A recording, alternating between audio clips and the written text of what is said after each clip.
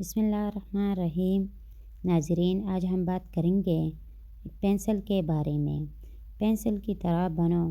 ایک عالم دین پینسل سے بیٹے کچھ لکھ رہے تھے۔ ان کا بیٹا قریب آیا اور تتلاتے ہوئے دریافت کیا کہ بابا آپ کیا لکھ رہے ہیں؟ اس عالم دین نے مسکراتے ہوئے اپنے بیٹے سے فرمایا کہ بیٹا، میرے لکھنے سے بھی زیادہ اہم یہ پینسل ہے جس سے میں بیٹا لکھ رہا ہوں، اور میں یہ چاہتا ہوں کہ جب تم بڑے ہو جاؤ تو تم اس پینسل کی طرح بنو۔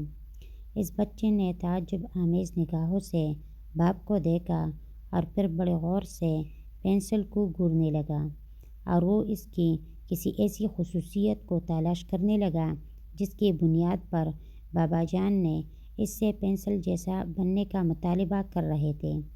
بڑی دیر تک پینسل کو دیکھنے کے بعد اسے کوئی ایسی چیز نظر نہ آئی جو اس کے ذہن کو کھٹکھٹاتی، اور اب بچے سے رہا نہ گیا۔ آخر کار باپ سے معلوم کر بیٹھا کہ بابا جان، اس پینسل میں ایسی کون سی خصوصیات ہے جس کے سبب آپ کی خواہش یہ ہے کہ میں بڑا ہو کر اس جیسا بنوں؟ اس عالم دین نے کہا، اس پینسل میں 5 اہم خصوصیات ہیں، اور تم یہ کوشش کرو کہ بڑے ہو کر تمہارے اندر بھی یہی خصوصیت پیدا ہو۔ نمبر 1، تم بڑے بڑے کارنامے انجام دے سکتے ہو، لیکن کبھی یہ مت بھولو کہ کوئی ہاتھ ہے جو تمہیں چلا رہا ہے اور تم سے یہ کارنامے کروا رہا ہے، اور وہ اللہ تعالیٰ کا دست قدرت ہے۔ نمبر 2، کبھی کبھی جب اس کی نوک گھس جاتی ہے تو کٹر یا چاقو وغیرہ سے اسے تراشا جاتا ہے۔ اگرچہ یہ ایک اذیت ناک چیز ہوتی ہے، لیکن بہرحال اس کی نوک تیز ہو جاتی ہے اور پھر یہ اچھے سے کام کرنے لگتی ہے۔ بس تمہیں بھی یہ جان لینا چاہیے کہ انسان کو اگر کوئی دکھ اور صدمہ پہنچتا ہے، وہ اس لیے ہوتا ہے تاکہ تم بہتر کارکردگی کا مظاہرہ کر سکو۔ نمبر 3، پینسل یہ اجازت دیتی ہے کہ اگر کچھ غلط تحریر ہو جائے تو تم ربڑ سے اسے مٹا کر اپنی غلطی کی اصلاح کر سکو۔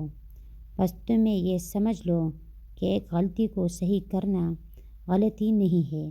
نمبر 4، یہ بات بھی ذہن نشین رہے کہ پینسل کی لکڑی اور اس کا خول لکھنے اور تحریر کرنے کا کام نہیں آتا، بلکہ لکھنے کا کام ہمیشہ وہ معاذ آتا ہے جو اس کی لکڑی کے اندر چھپا ہوتا ہے۔ بس ہمیشہ تم اس چیز کا خیال رکھو کہ تمہارے جسم کی کوئی حیثیت اور اہمیت نہیں، بلکہ اس کے اندر چھپے تمہاری روح اور ضمیر قدر قیمت والا ہے، جسم کا نہیں۔ نمبر 5، پینسل جب کچھ لکھتی ہے تو اپنے کچھ نقوش کاغذ پر چھوڑ دیتی ہے جو مدتوں تک کاغذ پر دیکھے جا سکتے ہیں۔ بس تم بھی یہ بات سمجھ لو کہ تم جو بھی کام کرو گی، اس کی نقوش تمہارے بعد باقی رہے گا۔ اب یہ تمہارا کام ہے کہ تم کیسی نقوش چھوڑ کر جاتے ہو۔ بس کسی عمل کو انجام دینے سے پہلے کئی بار غور و فکر کرو کہ کہیں تم کچھ غلط تو نہیں کر رہے ہو۔